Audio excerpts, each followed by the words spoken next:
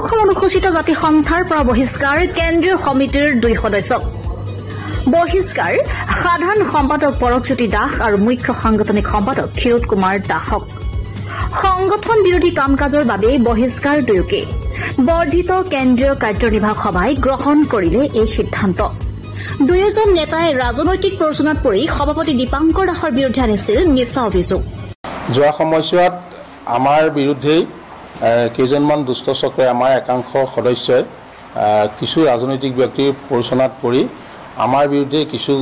কথা ৰাজহুৱা কৰি জনমানসত হেয় প্ৰতিপন্ন কৰাৰ এটা পৰিৱেশ ৰচনা কৰিলে 17খনকৈ জিলা সমিতিয়ে এই গোটেই বিষয়টোক নিন্দা প্ৰকাশ কৰিছে উদ্বিগ্নতা প্ৰকাশ কৰিছে আৰু আজি আমি এই সভাতেই কেইটামান গুৰুত্বপূৰ্ণ প্ৰস্তাৱ গ্ৰহণ কৰিছোঁ আমাৰ সংগঠনৰ সাধাৰণ সম্পাদকৰ দায়িত্ব